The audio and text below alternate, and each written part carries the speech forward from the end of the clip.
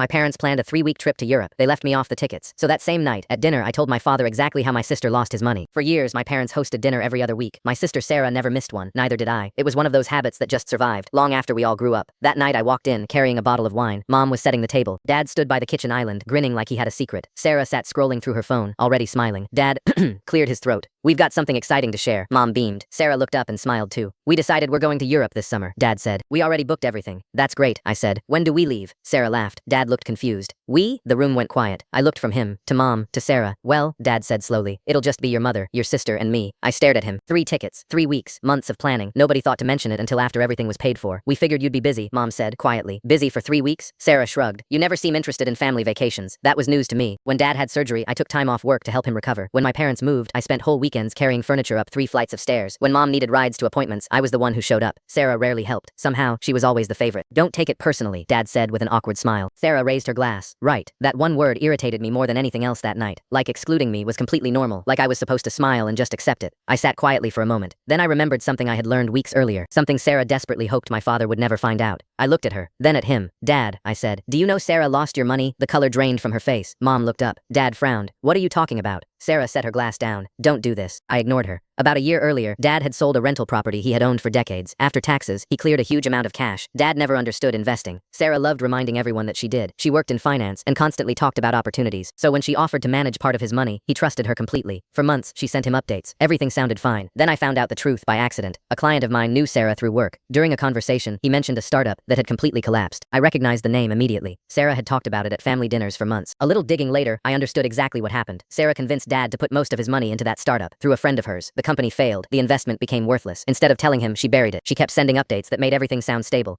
Dad turned toward her slowly. "Sarah?" She wouldn't look at him. "Is it true?" Silence. I calmly explained everything I knew. The investment, the timeline, the collapse. Nobody interrupted. By the time I finished, Sarah looked like she wanted to disappear. Dad's face had gone completely blank. Finally, he asked one question. "How much?" Sarah swallowed hard. "About 140,000. Mom nearly dropped her fork. Dad didn't say a word. He pushed his chair back and walked out of the dining room. Dinner ended right there. Nobody touched dessert. Nobody spoke. I left 20 minutes later. The weeks after were chaos. Dad hired a financial advisor, then an attorney. The records confirmed everything Sarah had hidden. The money was gone. What angered him most wasn't the loss. It was the lying. She had known for months, and she watched him make plans around money that no longer existed. The Europe trip quietly disappeared. Reservations were canceled. Flights were refunded. Nobody mentioned it again. A month later, Dad called me. For the first time in years, there were no comparisons, no lectures, no excuses, just a simple conversation. Before hanging up, he went quiet. "We should have invited you." I didn't answer right away. That summer, instead of 3 weeks in Europe, my parents took a short trip along the coast. One evening, Dad sent me a picture of the two of them by the water. Under it, he wrote, "Wish you were here." A minute later, another message arrived. "Thanks for telling me the truth." I looked at it for a few seconds, then I locked my phone. Sarah got her Europe trip planned. She just never got to take it.